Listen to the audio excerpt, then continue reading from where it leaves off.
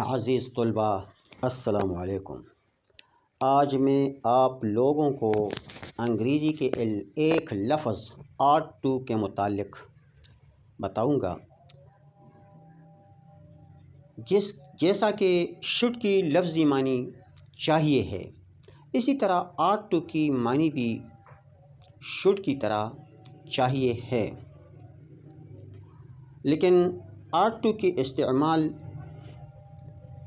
اس وقت ہوتی ہے جب ہم کسی معزز محترم چیز کے متعلق، جیسا کہ ہمارے آباء و اجداد، ملک ہو، ملک کے ادارے ہو، دفتری کام ہو، ان کے سلسلے میں ہم ought to لفظ استعمال کرتے ہیں۔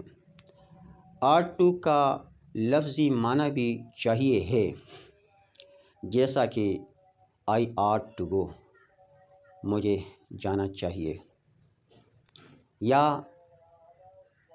اس کے ساتھ ought to کے ساتھ بھی ورب کی پہلی فارم استعمال ہوتی ہے، جیسا کہ you ought to help your parents، آپ کو اپنی والدین کی احترام کرنا چاہیے۔ we ought to support our defense forces، ہمیں اپنے دفاعی اداروں کا احترام کرنا چاہیے۔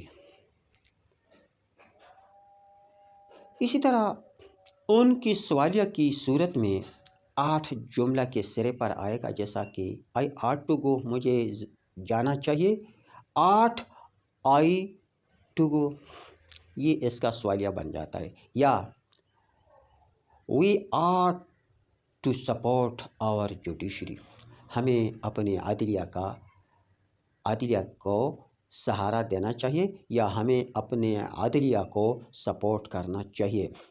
ought we supports to our judiciary، یہ ان کی سوالیہ بنتی ہے۔ اور اس طرح ان کی نگیٹیو بھی ought کے بعد not استعمال ہوتی ہے، جیسا کہ we ought not to support our enemies، ہمیں اپنے دشمن کو سپورٹ نہیں کرنا چاہیے۔ اور اسی طرح جب ہم ought to کے ساتھ have استعمال کریں تو have کے بعد ورب کی تیسری فارم استعمال ہوتی ہے، اور اس کی معنی بھی should have کی طرح چاہیے تھا، اسی طرح ought to have کی معنی بھی چاہیے تھا یا چاہیے تھے، چاہیے تھی معنی آئے گی، جیسا کہ we ought to have supported our Pak Army، ہمیں اپنے پاک فوج کی سپورٹ کرنا چاہیے تھی۔ یا we ought to have helped our judiciary، ہمیں اپنے عدلیہ کی مدد کرنا چاہیے تھی۔ اسی طرح سوالیہ کی صورت میں have جملہ کے سرے پر، اور نگیٹیو کی صورت میں ought کے بعد not استعمال ہوتی ہے، جیسا کہ ought we have to support our judiciary، یہ سوالیہ ہے، اور we ought not to have support our enemies، یہ ان کی نگیٹیو جملہ بنتی ہے۔ اب میں نے اس مقصد کے لیے چند جملے بورڈ پر لکھے ہیں، میں ایک آپ لوگوں کو بتاؤں گا، جیسا کہ ought to کی لفظی معنی چاہیے ہے۔ we ought to offer our prayers in time، ہمیں اپنے نماز وقت پر ادا کرنا چاہیے۔ اسی طرح you ought to respect your Pak Army، آپ کو اپنی پاک فوج کا احترام کرنا چاہیے۔ we ought to help our parents all the time، ہمیں اپنے والدین کا ہر وقت احترام کرنا چاہیے۔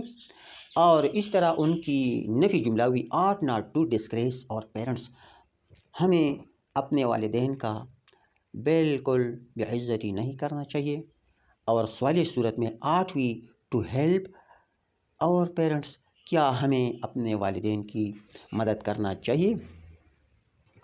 اب ought to have کے ساتھ ورب کی تیسری فارم، اور اس کی لفظی معنی ہے چاہیے تھی، جیسا کہ should have کے ساتھ چاہیے تھی معنی آتی ہے، اس طرح ought to have کے ساتھ بھی ورب لفظی معنی چاہیے تھی آتی ہے، جیسا کہ you ought to have respected your parents، آپ کو اپنے والدین کی یعنی ادب کرنا چاہیے تھی۔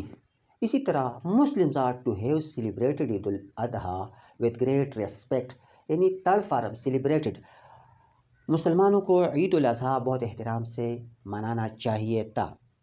وی are to have helped our state forces, ہمیں اپنے ملک کے اداروں کا مدد کرنا چاہیے تھا۔